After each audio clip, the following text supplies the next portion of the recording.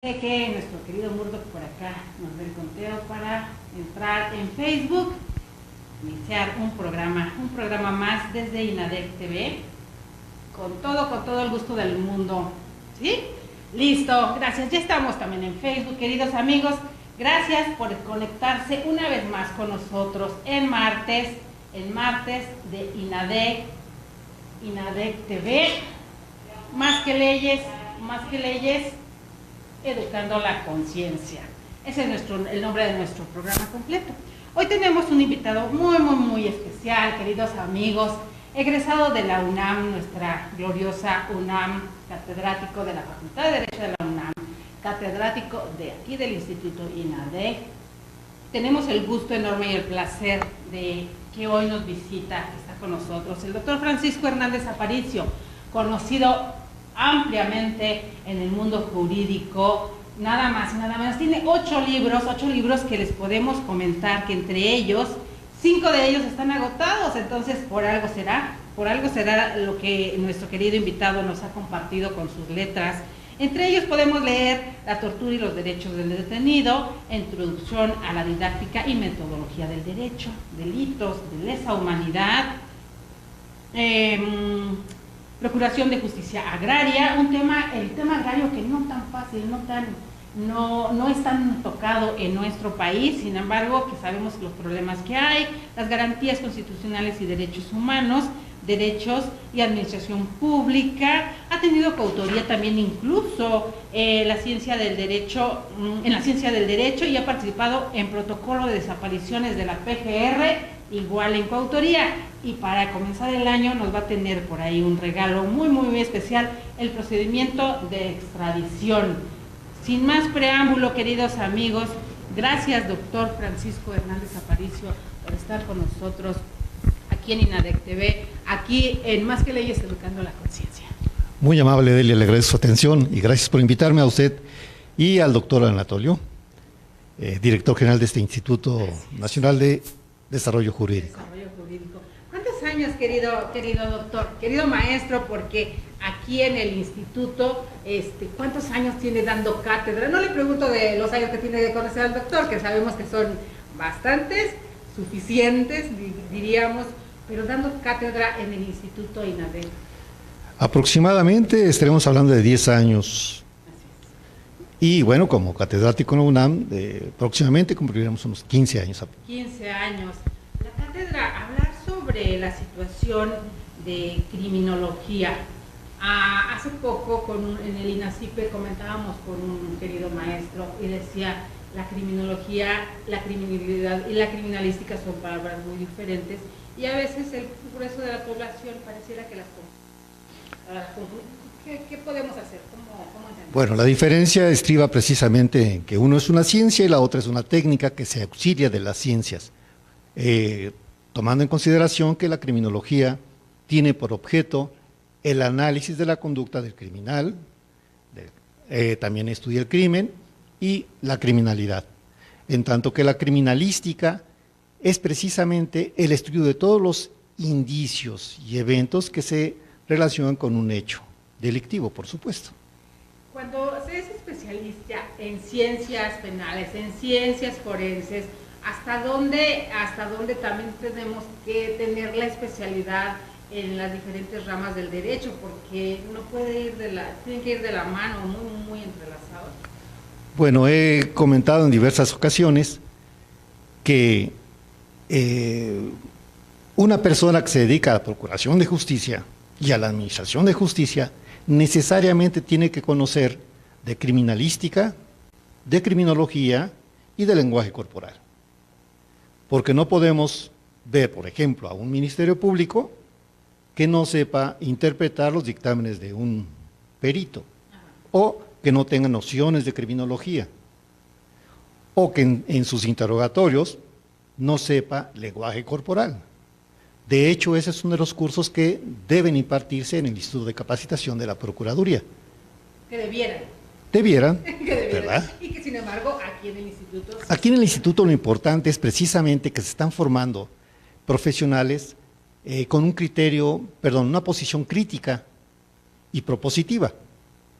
No basta con criticar el sistema, sino proponer alternativas de solución, porque nuestro error radica precisamente en el conformismo. No, hay que formar gente que realmente aporte a la sociedad lo que necesita, ¿no?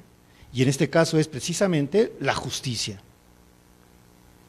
Una de las grandes ventajas que tiene usted, no solamente como catedrático, sino el haber dado gran parte de su vida al servicio público, a las instituciones públicas. Porque déjenme contarles, queridos amigos, que el doctor Francisco Hernández Aparicio ha estado en puestos preponderantes en las instituciones. ¿Sí? ¿Ya? Perdón, queridos, aquí falla un poquito el sonido. Entonces, en instituciones muy, muy importantes para nuestro país, para la gente, desde derechos humanos, en la misma PGR, le ha tocado, como dicen en el argot, bailar con la más fea, incluso cuando ha sido parte de este grupo de funcionarios, porque le ha tocado también la parte de estar en el frente y sufrir estragos al respecto, doctor. Bueno, de hecho, en el ámbito académico, como ex servidor público, Ajá, que son aproximadamente 36 años, pues he elaborado en la Secretaría de la Reforma Agraria, ex Secretaría de la Reforma Agraria, en la Procuraduría Agraria y en tribunales agrarios, en la Dirección General de Profesiones, en el Consejo de la Judicatura Federal, en la Comisión Nacional de Derechos Humanos, en la Procuraduría General de la República, en la Policía Federal y fui director de Derechos Humanos del Sistema Penitenciario Federal. entonces casi era preguntarle dónde no ha laborado. Más bien era por ahí. A ver, un poquito, doctor, en su paso por la Procuraduría Agraria, un tema que no es tan tocado. Su visión ahorita ya como catedrático y estando fuera, ¿cómo percibimos al campo mexicano? ¿Cómo percibimos esta impartición de justicia o cómo la vemos? ¿O qué más se pudiera hacer? Bueno, en materia agraria considero que hay muchos errores, se tienen que ir corrigiendo. Por ejemplo, yo considero que la tendencia en materia agraria es desaparecer los ejidos. Tan es así que se están enajenando. Y esto es desde 1992. ¿Y qué va a pasar con los alimentos? La producción de alimentos en nuestro país pues se está escaseando. Y cada día el pueblo compra más caro los productos del campo. Eso por un lado. Por otro lado, bueno, pues la globalización o mundialización económica nos ha absorbido. Y hacia allá vamos con el agromexicano. Y al ser la parte olvidada, porque es una parte del derecho que también no cualquiera le entra, ¿no? No cualquiera, es como que a lo mejor no percibimos como que nos pueda dar mucha ganancia, o por qué no es tan socorrida como penal, por decirlo. Mire, yo creo que uno de los aspectos que dañan es precisamente, si nos vamos al campo, es el apoyar al campesino económicamente. No, lo que se tiene que hacer para que produzcan… El paternalismo. Es, desde luego, es lo que tendríamos darles los elementos para que ellos produzcan mejor. Proveerlos de infraestructura. Semillas, maquinaria, ¿verdad? Capacitarlos. Y sí, darles los apoyos, pero no en forma directa, porque esto se agota inmediatamente. A los 3 meses ya no tienen dinero, este dinero que les dio el gobierno, no. Hay que ayudarlos para que produzcan mejor. Y aparte ahora, se va creando como un vicio. De hecho, es un vicio. Porque pero estirar es un la vicio mano para que me den. Por parte del sistema gubernamental. Hoy por hoy, yo creo que son pocos los que se dedican al derecho agrario, porque hay muchos intereses. Todavía tenemos como consecuencia de esas reformas que tenemos magistrados, reformas del 92 me refiero, que tenemos magistrados que dejan sus cargos después de los 70 años, cuando lo que necesitamos es gente nueva, gente con visión que impulse precisamente el derecho, ¿verdad? Los derechos humanos de los campesinos, hay mucho que hacer en el campo. Todas las pequeñas, si me lo permite este barbarismo, ramas del derecho que se desprenden hacia ese lado que se necesitan. Porque de repente vemos, querido, esta balcanización que sí vemos que se está realizando desde hace un buen rato, estos éxodos forzosos de campesinos y que sin embargo pareciera que a nadie preocupan, y vemos estos posicionamientos de transnacionales desde mineras, desde ahora empresas dedicadas a agarrar el agua para embotellarla y venderla, que es una industria millonaria y que ya iremos tratando ese tema también aquí, y que sin embargo en los campesinos, en los ejidos, son despojados de eso, porque esa parte, la gente que vivimos en ciudad o la gente que vive de ciudad, pero que no conoce el campo, que no conoce lo que es el ejido, no entienden cómo funciona. La problemática está en esto precisamente. Esto de la globalización nos está absorbiendo. Y de hecho, el campo mexicano, pues sus actores se van a las ciudades porque ahí aparentemente es donde se gana, donde hay trabajo. Y la extrema pobreza en el campo, pues es latente. Tenemos muchas experiencias. Sin embargo, bueno, pues ojalá y que esto se solucione, esperemos. Esperemos. En este sexenio o en el siguiente, pero algo se tiene que hacer para mejorar las condiciones de los campesinos en el país. Lo que era llamado antes como el granero de México, Sinaloa, en algún momento cuando el crimen organizado tiene su mayor apogeo, también les pega demasiado al campo, sin pensar que al pegarle al campo, que está considerado como quien nos da de comer en el país, por ende, pues nos afecta a todos los mexicanos. Habría que analizar el tipo de delitos que se cometen y a qué personas detienen, porque también tenemos un grave problema, ¿no? De que la delincuencia organizada crece y detienen pues a gente que está involucrada, sí, pero por necesidad. Que esa es una cuestión. De repente hace poquito con este tema de la amnistía, que hablaban precisamente de ofrecer la amnistía a estas personas que eran obligadas o son obligadas a trabajar para el crimen organizado, no porque quieran, sino porque no les queda de otra, ¿no?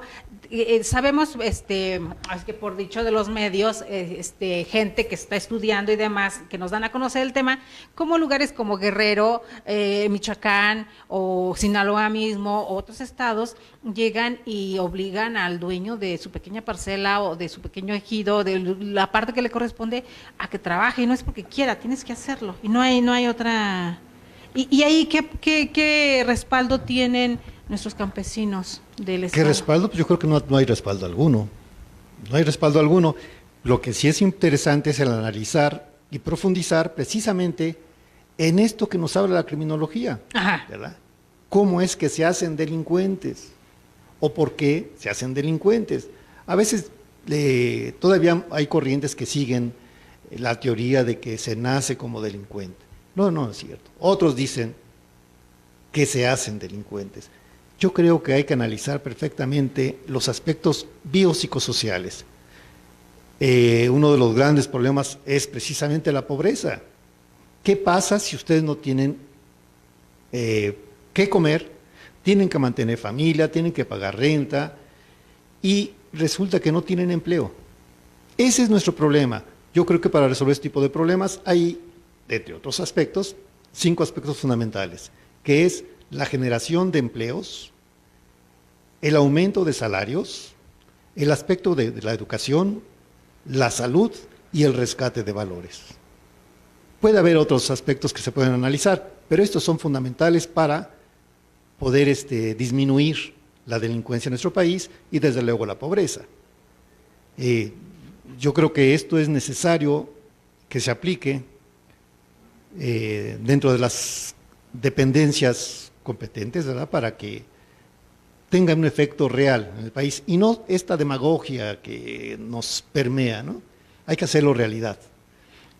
Pero con un estudio a fondo, como bien nos lo menciona, aquí tomo una palabra que suele utilizar mucho a nuestro querido doctor Pedro Peñalosa, que le mandamos un saludo, en esa parte donde dice una visión poliédrica, que de repente muchos pudiéramos no entender qué es lo que nos quiere decir, ¿no? Pero visión de diferentes ángulos para poder entender y no nada más querer atacar, porque es dar una aspirina a una pulmonía, cuando el gran tema de fondo es esta desigualdad social que algunos están diciendo ahorita que no se soluciona, tal vez pueda ayudar, pero no se soluciona bajando sueldos a los altos funcionarios. Pero sí puede ayudar, doctor. Claro, desde luego que sí.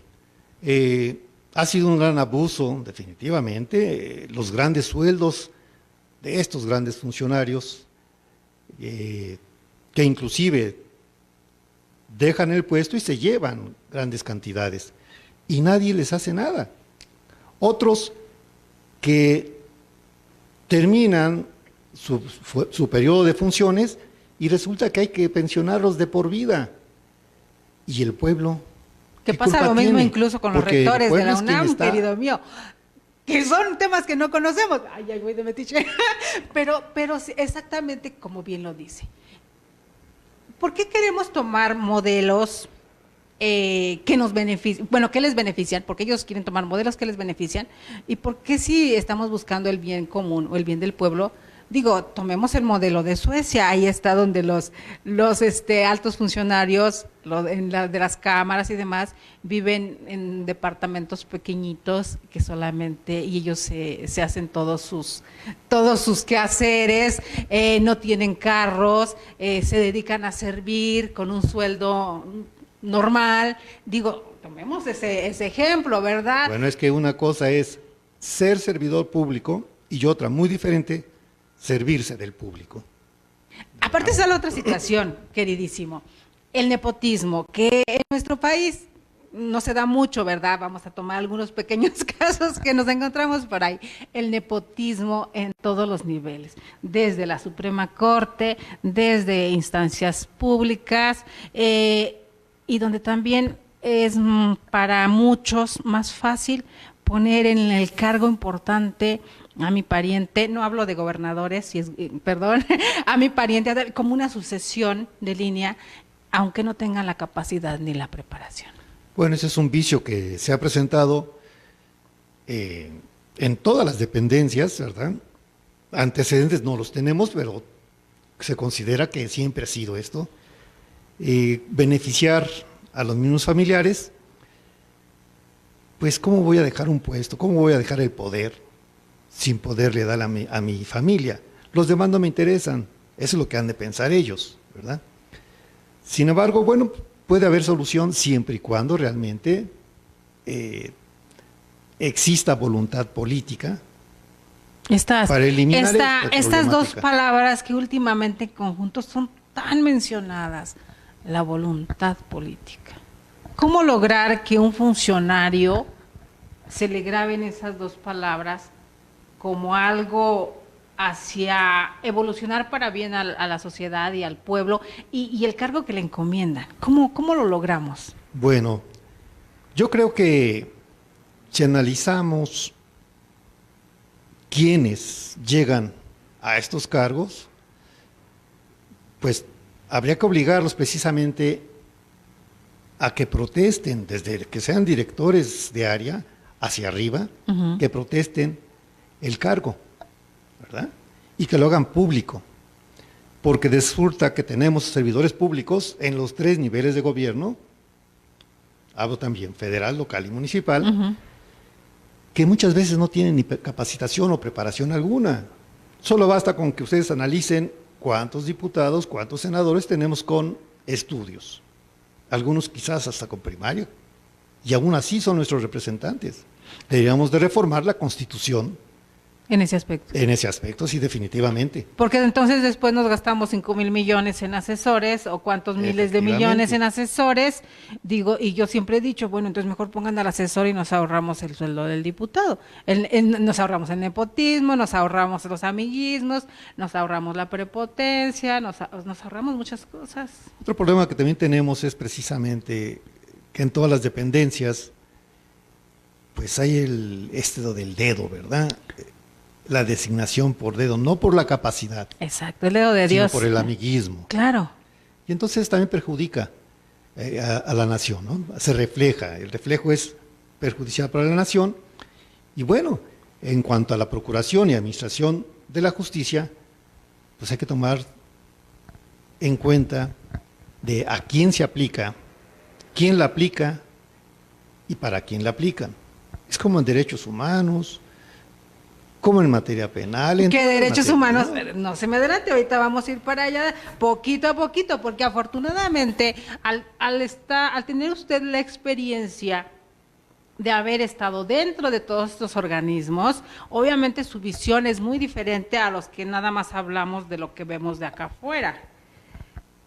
Antes de pasar a los derechos humanos, doctor querido, y hablando de todas estas raterías y tropelías que nos hacen los políticos, porque esa es la verdad, esas son palabras mías, queridos míos, ¿por qué el tema de la extinción de dominio no se quiere tocar? Digo, es tan fácil como entraste con, yo se los puse en alguna columna, porque escribo columna en SDP Noticias, saludos a los de SDP Noticias, se los ponía hace tiempo, del traje de sarga al Casimir, ¿no? Y al de lino peinado y demás. Claro que se nota y se ve una diferencia de cuando llegas y llegas con traje de sarga y al rato ya traes guaruras, 5 camionetas siguiéndote y los perfumes que cuestan 50,000 pesos. Digo, porque es más que notorio. Ahora, no es fácil o no sirve para eso la Auditoría Superior de la Federación, no sirve para eso también quienes están manejando los dineros y contables y fiscales, que no se dan cuenta cuánto tenía cuando entré. Digo. Desde luego que sí se puede analizar esa cuestión, ¿verdad? Pero insisto, eso es en los 3 poderes de la Unión, ¿eh? No solamente en unas dependencias, no, es en todas partes. Es en todas. Y bueno, en este caso, si cumplieran con sus funciones, México sería otra cuestión, ¿verdad? Es como esta pequeña cúspide, se protegen entre ellos precisamente para no ser tirados, por decirlo de una manera. Es probable, no puedo asegurarlo, pero es probable. Es que lo que percibimos nosotros desde acá abajo, ¿no? Bueno, y la pregunta sería, ¿y por qué no se aplica precisamente la revocación del poder? Si yo pongo a estos funcionarios públicos, yo pueblo tengo la obligación o el derecho de quitarlos, porque no me están funcionando. Pero antes de que se vayan, quitarles ese dinero que es del pueblo, ¿verdad?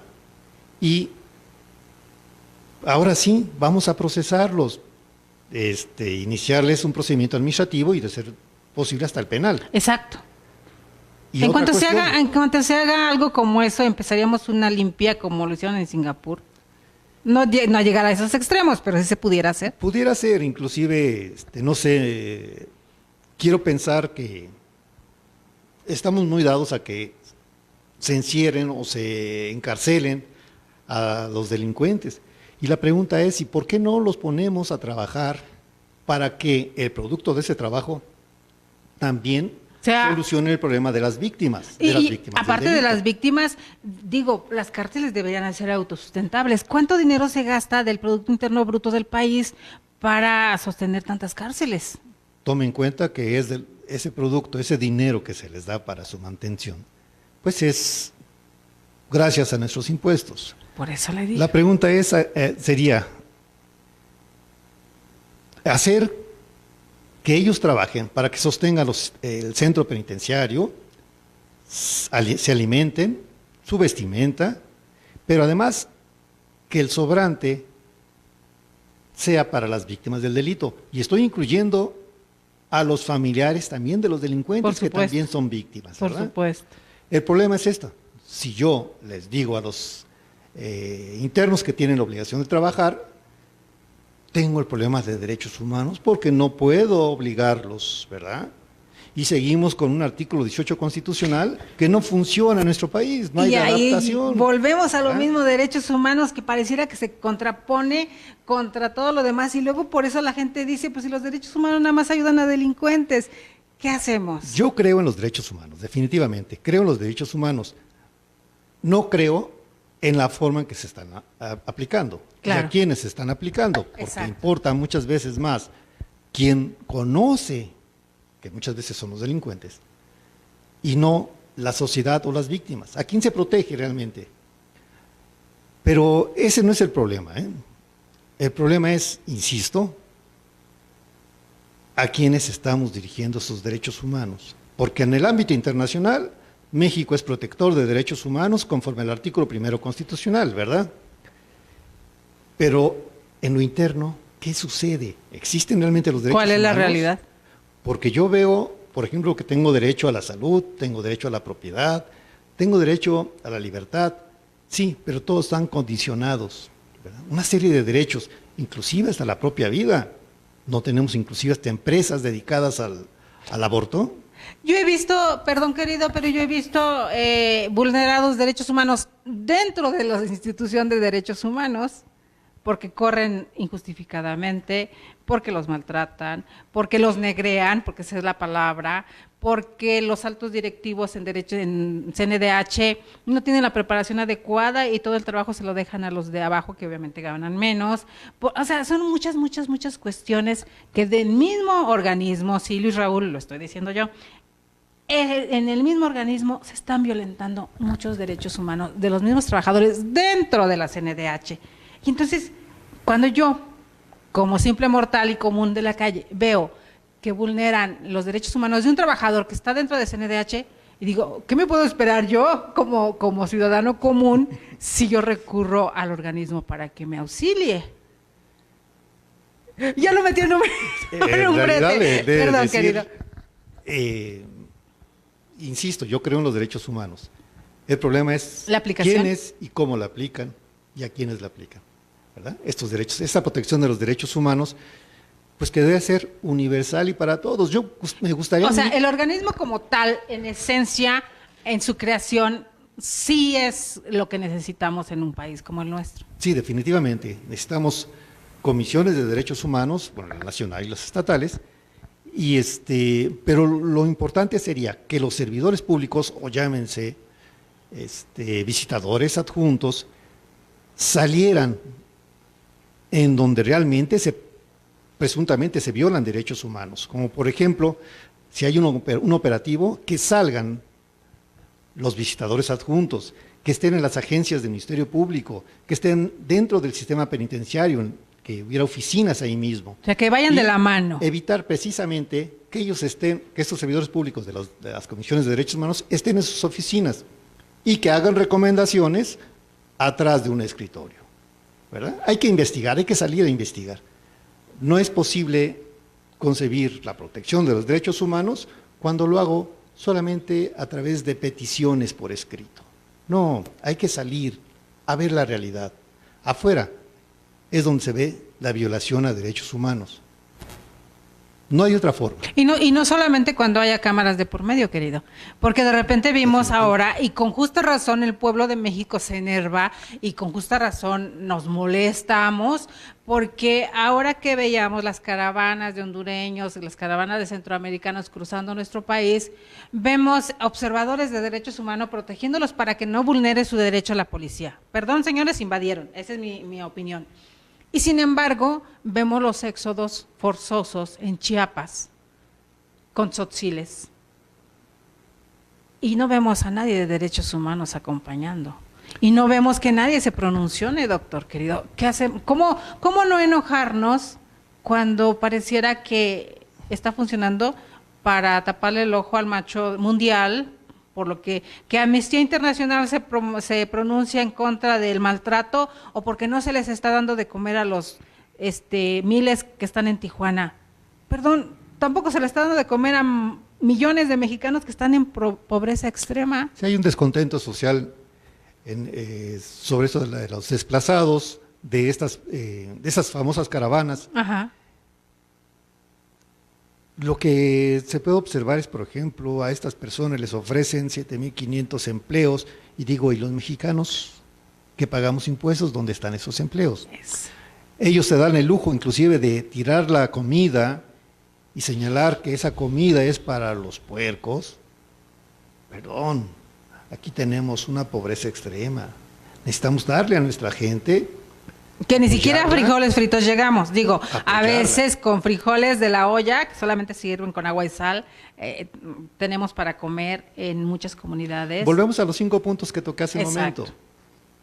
momento. Las fuentes de trabajo, mejores salarios, el aspecto educacional, salud y el rescate de valores.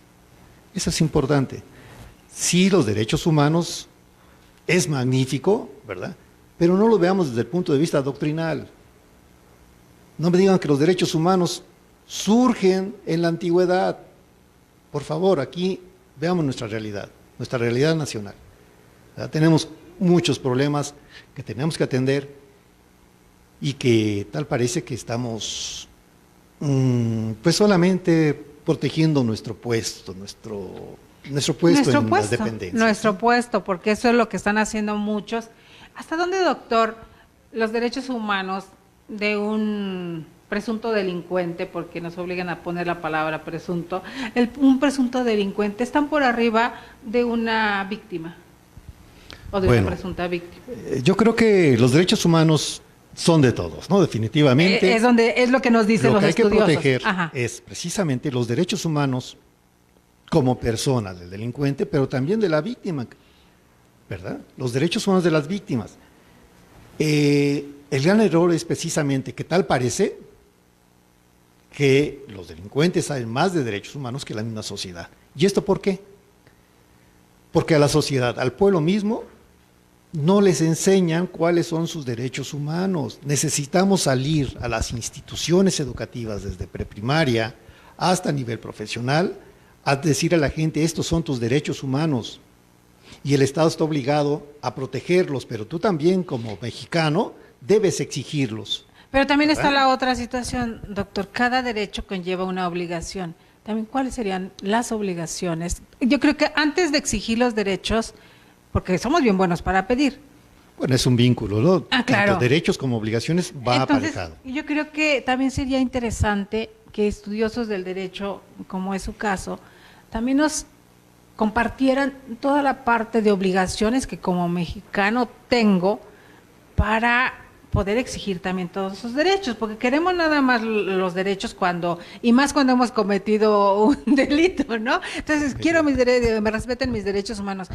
Pero, ¿dónde quedan y por qué la parte no se le ve tanta publicidad? A que también nos enseñen, nos compartan cuáles son las obligaciones de los mexicanos. Mire, si nosotros queremos mejorar como sociedad, pues hay que iniciar desde la preprimaria, enseñándoles cuáles son sus derechos y sus obligaciones, ¿verdad? Derechos y obligaciones.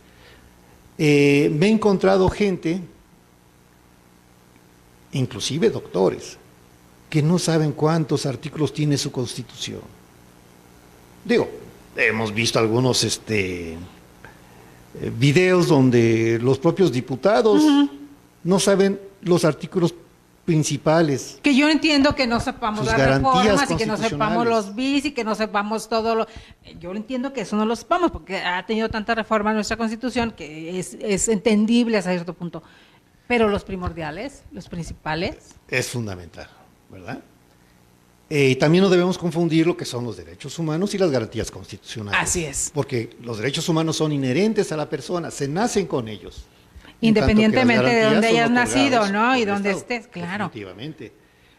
Tan así que tenemos que analizar en su conjunto todos los artículos que señala la Constitución.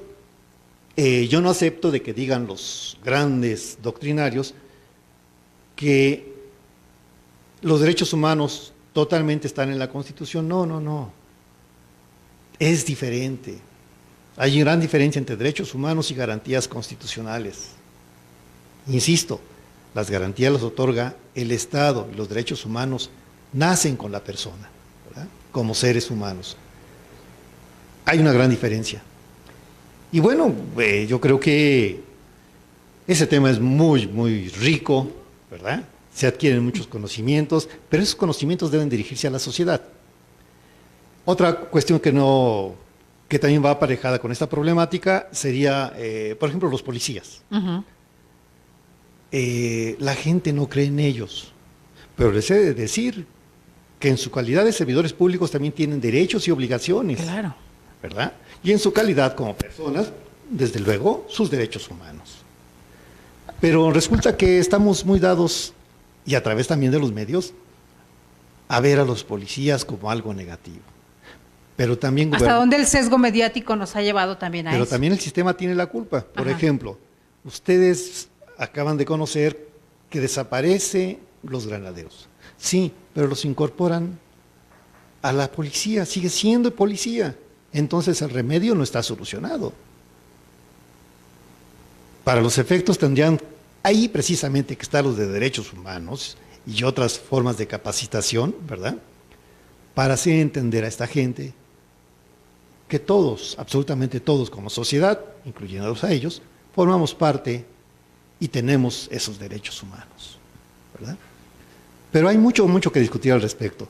En realidad, si lo vemos desde el punto de vista de la criminología, tendríamos mucho que abarcar. Muchos temas. Nos quedamos con estas partes más visibles. Hace poquito estaba yo en el INACIP, estábamos en la presentación de un libro, precisamente Policía Federal, el maestro Manelli presenta este libro junto con el doctor Alejandro Carlos Espinosa, pero estaba un general en retiro dentro del público que acudimos a la presentación. Y él hacía esta mención, aduciendo precisamente el tema de las caravanas y demás, sobre los derechos humanos que iban acompañando los observadores y protegiendo a las caravanas. Y él hacía un reclamo, desde mi punto de vista, muy justo. Y decía, ¿y quiénes de los derechos humanos iban acompañando y resguardando los derechos humanos de los policías? Porque los mismos de las caravanas atacaban y agredían a los policías de muchas maneras, desde psicológica, física, verbalmente. Y su pregunta se queda así, ¿quién protegió los derechos humanos de todos los policías en ese trayecto? Es muy complejo la situación. Sí, muy sí, complejo, sí, muy compleja. Sin embargo, he de decir, y me consta, la Policía Federal, hay gente muy capacitada, muy capacitada, pero vuelvo a lo mismo. Queremos ver en ellos los monstruos, y no es así. Con el debido respeto que se merecen las instituciones de derechos humanos, tienen que salir ellos, los de derechos humanos, ahí donde está el problema. Yo insisto, ¿para qué sirve que me digan, aquí existe la protección de derechos humanos? ¿Para qué sirve que me estén diciendo los doctrinarios, mira, estos son los derechos humanos? Sí, ¿y mi realidad? ¿Qué pasa afuera? ¿Dónde están los de derechos humanos allá afuera? ¿Dónde están los derechos humanos cuando hay algún enfrentamiento? Para que en verdad se diga que hay violación a derechos humanos. ¿Hasta dónde también las recomendaciones de los derechos humanos realmente sirven o realmente pesan?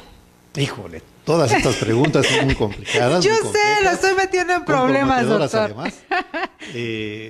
Es que yo me Pero pongo recuerda del que lado las de las recomendaciones- víctimas, porque las víctimas, me ha tocado, saludos queridos amigos que tienen la confianza de acercarme y comentarme sus procesos, comentarme estas penurias que viven y que dicen, pues no me sirven las recomendaciones porque de todas formas el funcionario sigue tratándome peor, y es más, me trata peor porque ahora es en represalia, porque yo interpuse una demanda o interpuse una queja en su contra, entonces ahora dice, pues para que más te quejes, ahora ahí te va doble.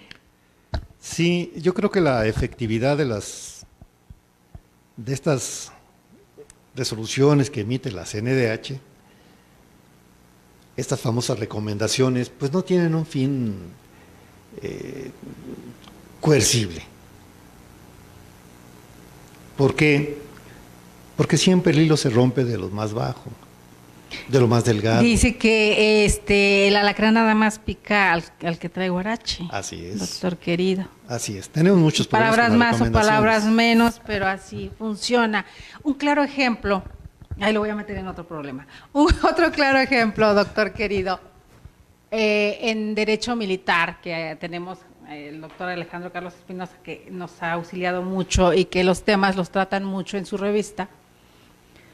El caso de que fue ícono, hablando de derechos humanos, hablando de la Corte Interamericana, hablando de organismos internacionales, el caso de Rosendo Radilla Pacheco, que sirve como punta de lanza para incluso cambiar de alguna forma cómo se manejan estas situaciones, estos temas en nuestro país. Y que sin embargo tiene más de 10 años que de alguna forma se hacen recomendaciones. Y en más de 10 años no hemos visto gran cosa para la familia de Rosendo Radilla Pacheco, salvo que le acaban de dar algo a una de sus hijas o algo demás. Y yo me pregunto, yo, Delia Linares, me pregunto, ¿y realmente le sirve de algo a la hija de Rosendo Radilla Pacheco un reconocimiento de la CNDH a estas alturas, cuando realmente no se ha resuelto gran cosa? Digo, estaban hablando que ni siquiera sus restos los habían encontrado aún. Mire, yo creo que el problema de estas desapariciones forzadas, involuntarias, porque hay que recordar que unas son hechas por servidores públicos y hay desapariciones realizadas por particulares. Ajá. ¿Verdad? Yo no concibo que se les den reconocimientos, claro, exacto, a determinadas personas. ¿Por qué? Porque la pregunta sería, ¿dónde están todos los demás desaparecidos? ¿Qué han hecho por los demás desaparecidos? O nada más porque son un ejemplo, porque llegó a esa queja hasta la Corte Interamericana. Así es. Entonces, hay muchos desaparecidos en nuestro país. Estamos hablando aproximadamente un promedio de 35, 40 mil desapariciones en nuestro país. Y esas son cifras oficiales, por llamarlo de una forma. ¿Dónde están las investigaciones? ¿Qué se ha hecho por ellos? Porque, por ejemplo, aquellos que desaparecieron en los años 70, pues, se les indemnizó a los familiares. Y que fue el caso de Rosendo Radilla y eso porque volvemos a lo mismo, porque fue mediático. ¿Y todos los demás forma. qué pasó? Exacto. ¿Qué pasó con los estudiantes que desaparecieron en Guerrero? Estos 43 que apenas estaban a ver si les aceptaban esta resolución allá, ¿no? ¿Por qué tantas contradicciones en las investigaciones? ¿Para qué? ¿Para ganar reconocimiento? ¿Quién va a tener la razón en esas investigaciones? Lo que quiere la familia es precisamente que presenten con vida a sus familiares. Eso es lo que se necesita. O saber dónde quedaron, por lo menos. Saber dónde quedaron, pero que se hagan investigaciones reales, coordinadas, en conjunto, CNDH con las autoridades. Pero es que es complejo, imagínense. Es complejo. Políticamente y en el aspecto... Y mediáticamente, porque también los medios tenemos una parte muy importante en el sesgo que se le dé o en cómo se maneje cada noticia. Ay, es que está bien el complicado. amarillismo es fatal. Tremendo. Ayer platicábamos con la doctora Lourdes Fernández Ancona, saludos doctora, precisamente sobre eso. Ella dedicada al tema de antropología forense y a ciencias forenses y demás. Yo le preguntaba como una mujer y más en el momento cómo se mete y nos cuenta su historia. Pero me decía algo muy interesante que yo he oído de labios de víctimas o de familiares de víctimas, de la satisfacción o cómo me lleva este deseo de encontrar y darle un poco de consuelo a la persona. A lo mejor lo único que ella encuentra son los restos óseos o el cuerpo exhumado, o sea, pero tiene la certeza de que ya tengo dónde llorarle y sé dónde quedó. O sea, ese pequeño consuelo, si lo vemos desde el otro lado, de por lo menos saber. Y eso yo lo he escuchado de labios de familiares de víctimas, de que tienes 10 años buscando a tu familia. Es que por lo menos quiero saber realmente dónde quedó. Y verlos hermanarse entre ellos para hacer estas búsquedas de fosas cuando es escalofriante, pero nuestro país es una gran fosa, doctor. Definitivamente digo que es un gran problema. No hemos atendido esa parte de las víctimas.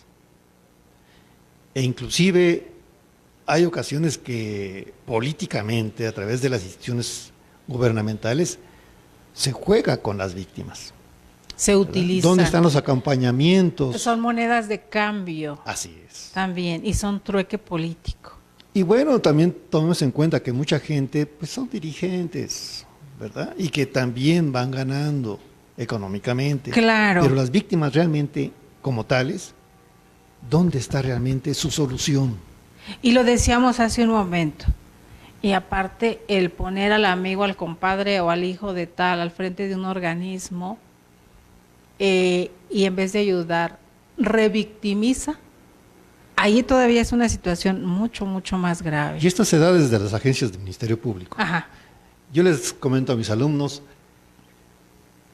que entre la agencia del Ministerio Público no es lo mismo atender a una persona económicamente... Perdón, pero ahí sí como te ven, te tratan. O sea, sí, así es. Es lamentable, pero así porque definitivamente una persona, el pueblo mismo, pero una persona trabajadora va a denunciar un hecho delictivo y resulta que lo tienen 4 horas ahí sentado. Pero llega una señora, una persona con dinero e inmediatamente lo atiende. ¿Sabe cuál? ¿Dónde está la procuración Hay de otra justicia? cuestión que es así una pizquita para entender. He visto servidores públicos y funcionarios públicos que a mí me enseñaron en casa que a una persona mayor que tú se le habla de usted, se le respeta, no importa Parte su de los condición valores. social. Exacto. Pero de repente he visto, igual en hospitales y demás, que llega un indígena o alguien de condición humilde y lo primero que dice, a ver, ¿tú qué quieres?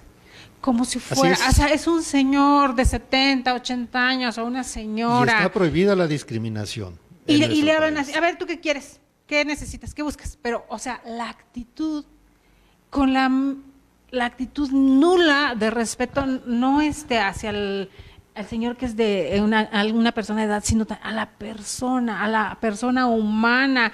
Como servidor público, él también paga mi sueldo, pero esa parte... pero si llega alguien en las mismas condiciones, pero se baja de un carro del año o trae su guarura atrás y llega, mi jefe, ¿en qué le podemos servir? Es que seguimos con un problema cultural. Exacto. Seguimos con los espejitos, pero ese es un problema cultural que tenemos que superar. Sí, mire, mucha gente dice, sobre todo nuestros políticos, que estamos en un estado de derecho. Lamentablemente no es así. Estamos en un estado de leyes. Ujú. Porque para algún problema, inmediatamente se crean más leyes. Y leyes para todo. Y el Estado de Derecho es enseñarle a mi pueblo cuáles son sus derechos y obligaciones. Y hacer las leyes tan sencillas que el pueblo pueda entenderlas. Exacto. Tal parece que nuestro país es diferente. Las hacemos cada vez más complejas. Esto de la discriminación, insisto, es un problema cultural. Discriminamos hasta en nuestra propia casa. Claro. Y entonces, ¿cómo vamos a superar eso? Con participación de todos, de toda la sociedad, de las instancias gubernamentales y bueno, las comisiones de derechos humanos que desde mi punto de vista muy personal, yo creo que también forman parte del sistema gubernamental porque finalmente no pueden ser autónomas porque resulta que en un informe anual que rinden, el informe se lo dan al Ejecutivo Federal y no a la sociedad, no al pueblo. O van ante el Congreso a rendir el informe. No, y aparte ese informe No, es después para el el Ejecutivo pueblo. lo infla para dar su informe. Así Y es. que se lo pongan bonito. Es muy difícil. Es complicado. compleja esta situación. Muy. Podríamos comentar tanto y tanto de esto, de esta justicia de nuestra sociedad. Y bueno, algunos todavía tenemos esa idea de la justicia para los iguales, igual a los iguales y desigual a los desiguales. Pero pues, ya tenemos que cambiar.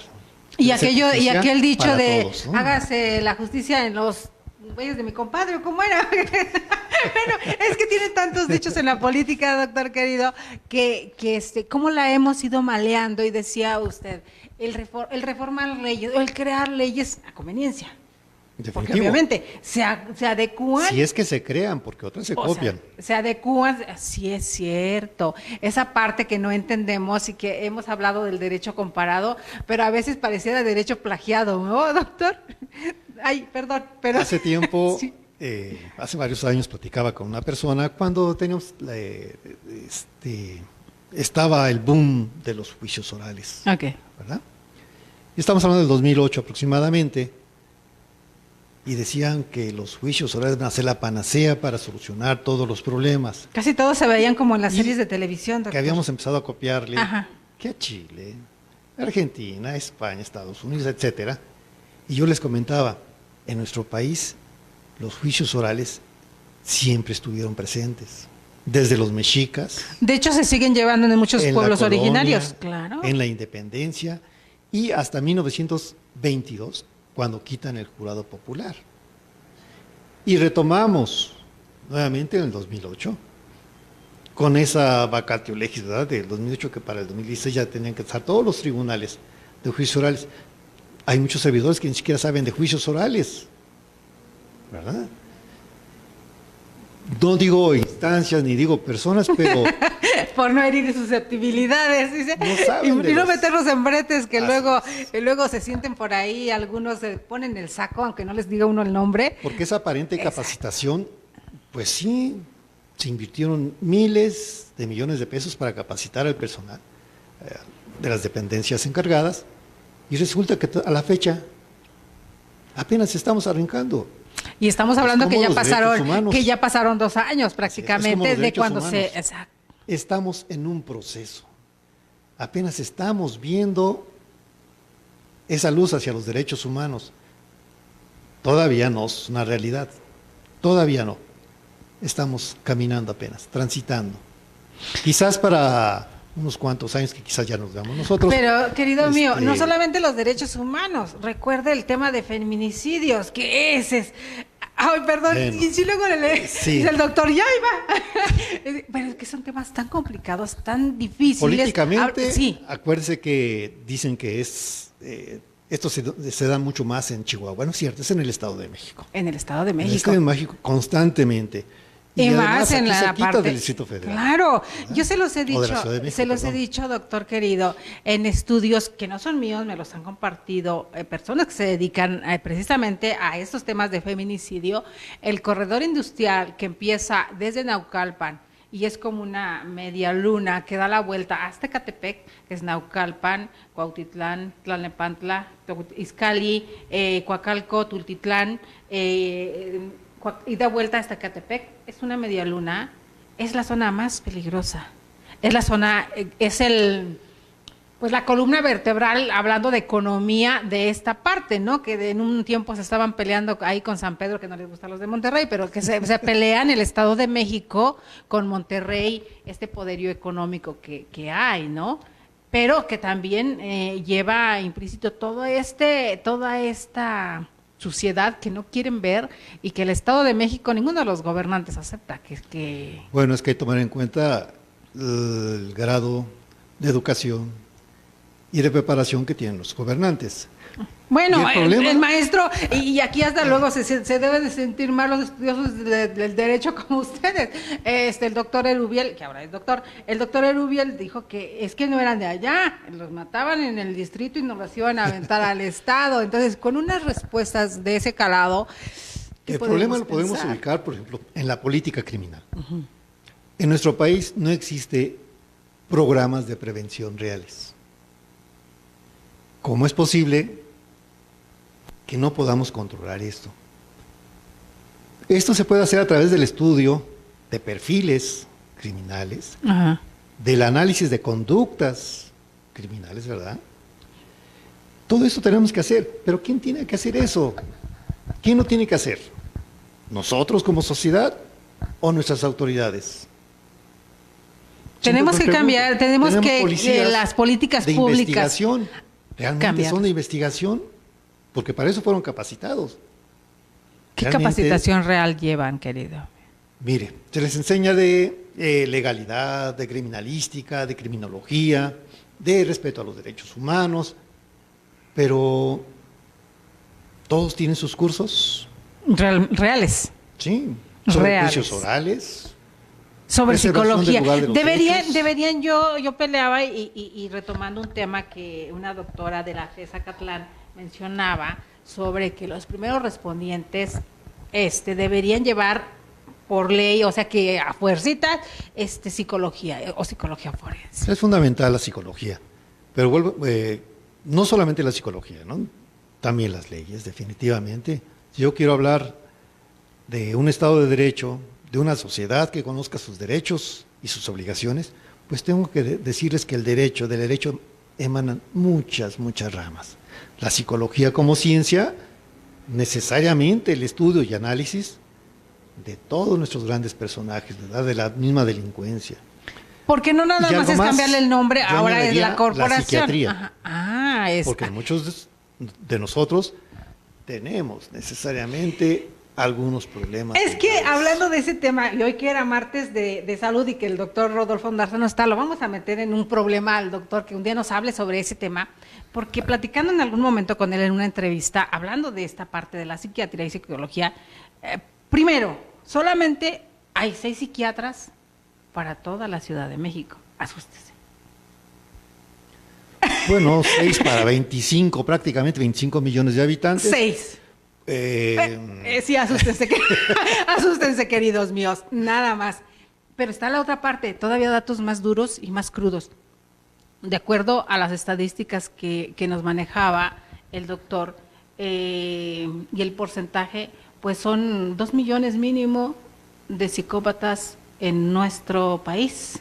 Hablando de estadísticas, ya lo vamos a traer que nos comparta todos esos datos y estadísticas, no para que nos asuste, sino para que tomemos conciencia de lo que está sucediendo, las psicopatologías y lo demás. No quiere decir que todos son potenciales asesinos, ¿no? Sino que hay estudios que demuestran cómo sí tenemos esa parte y como bien dice, si la policía de la corporación que sea no tiene la preparación adecuada para tratar con ellos o enseñarnos, pues también por eso sucede como sucedió con el feminicida de Ecatepec, doctor querido, que un psicólogo, psiquiatra que era por lo que se nota en el video que por ahí filtraron, que esa es otra cuestión, sin experiencia, sin nada, ¿qué tipo de examen le hace al asesino?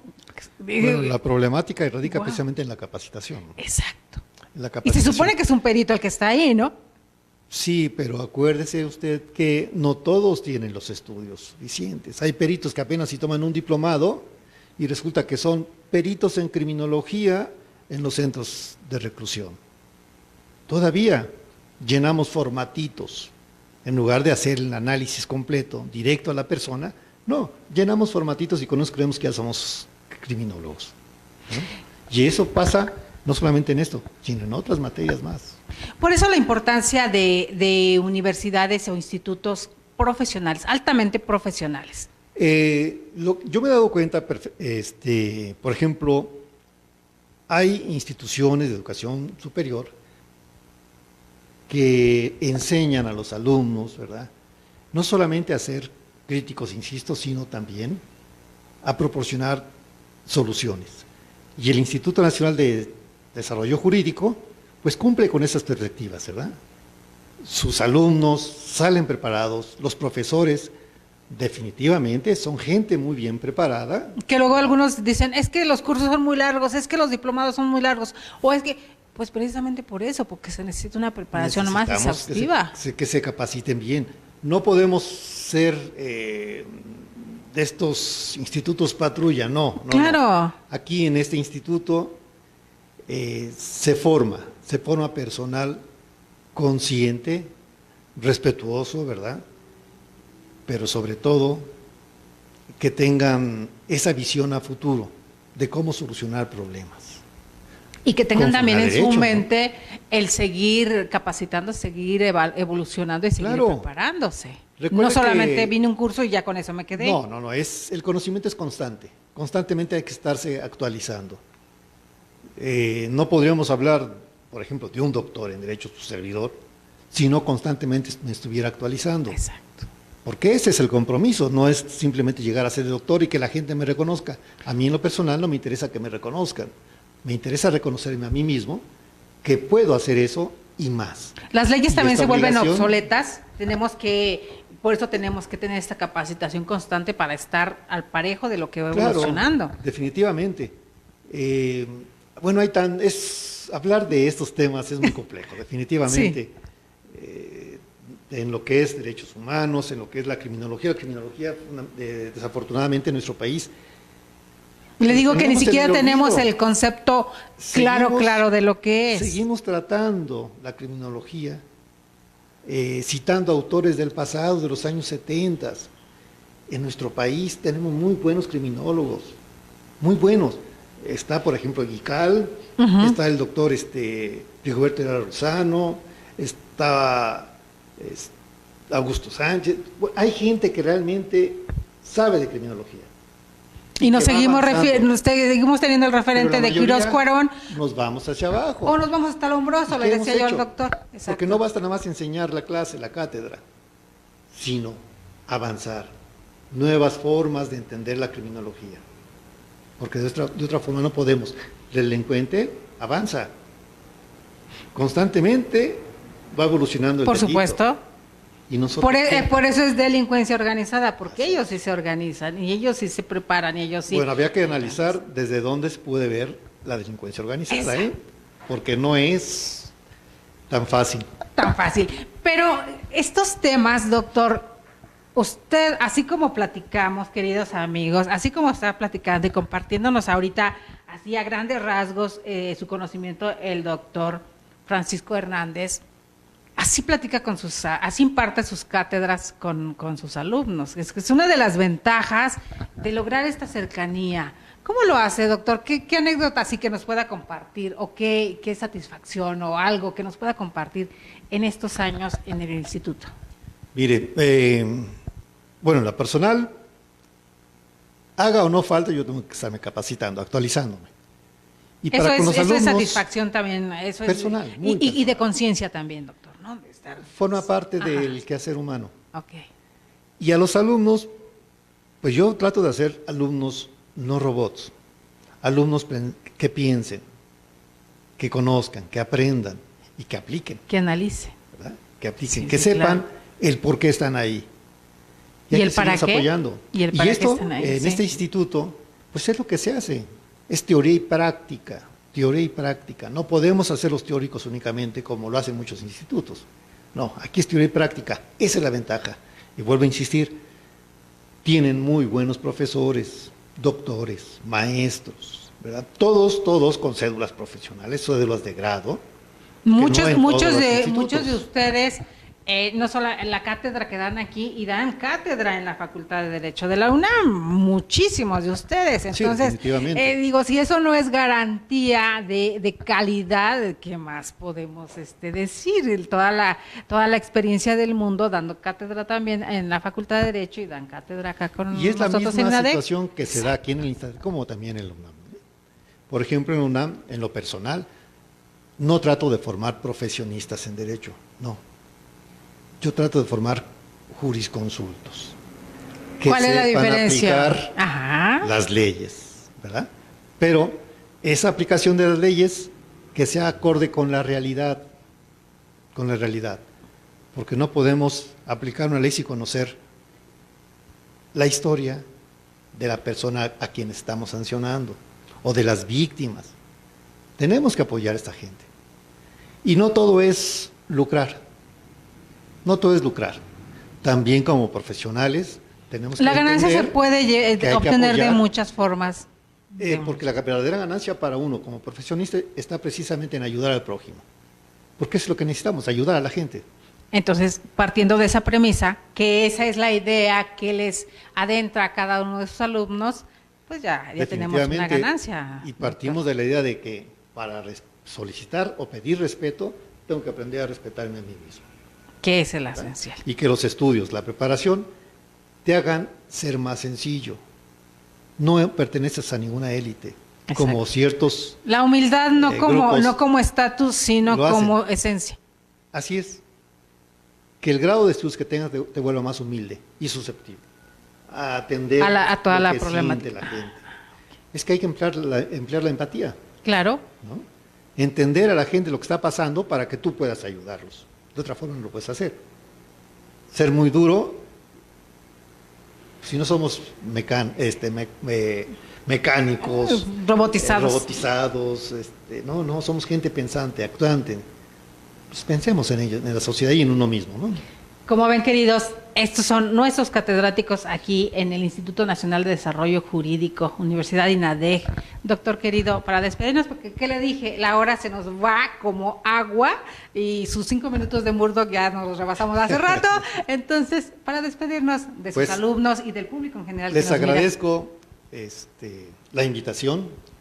Ahí está abierta esta casa porque tenemos temas para rato, doctor. Mucho que platicar.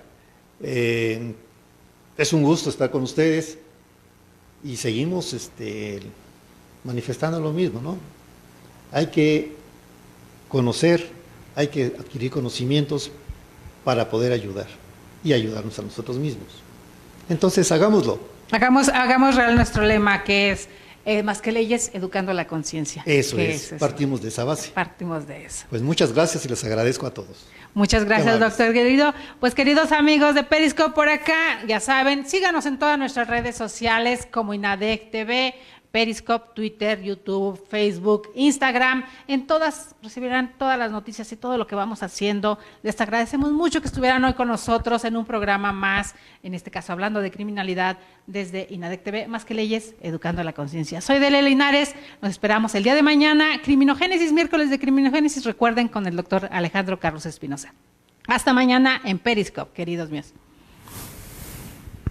Es que vamos por partes y todavía seguimos por acá en Facebook, todavía para despedirnos en Facebook. Doctor querido, muchas gracias, de verdad, un honor. Son tantos temas que tenemos que tocar que a veces eso es complicado.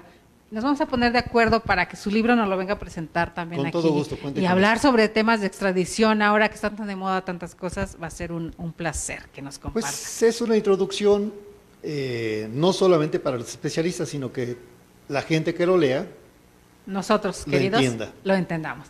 Pues ya saben, nos vemos el día de mañana, queridos amigos de Facebook, compartan nuestros temas, que la comunidad vaya creciendo mucho más. Hasta mañana, Delia Linares Alvarado, que estén muy bien. Gracias Javier, hasta mañanita.